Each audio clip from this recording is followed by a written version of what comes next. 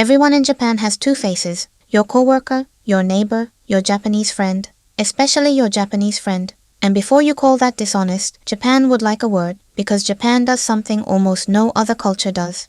It admits it. It names both faces, and it teaches you, from childhood, exactly when to wear which one. I live in Japan. Today, the two words that explain almost every confusing interaction you will ever have here. And why, honestly, you have two faces too. You just never got the manual. This is KOKORO Lab.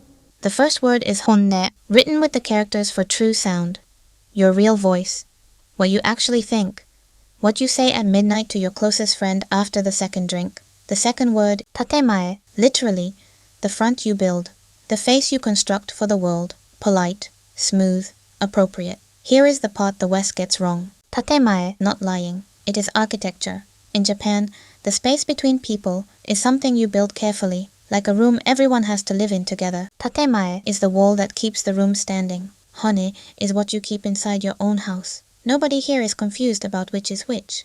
That is the difference. Both speakers know the rules. It is not deception when everyone has the same manual. Let me show you the manual in action. A Japanese colleague says, maybe, chotto muzukashi, it is a little difficult. That is not maybe, that is no. A full, complete, final no, wrapped so you never have to feel rejected in public. Someone says, we should get lunch sometime. Listen carefully. If there is no date attached, that sentence is not an invitation. It is a gift of warmth with no obligations inside it.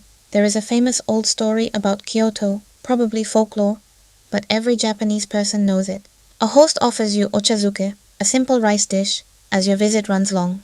It sounds like hospitality. It means it is time for you to go home. The offer is real, the message is underneath it. And my own daily version. I run a company here in Yokohama. When a supplier tells me we will consider it positively, I have learned that the word positively is doing a lot of work. The deal is usually already dead. Nobody lied to me. I just had to learn to read. Now, before this sounds exotic, check your own pockets. How are you? I am fine. Were you fine? The professional smile in the Monday meeting. The love it you typed about a design you did not love. Tatemae. You perform it every single day.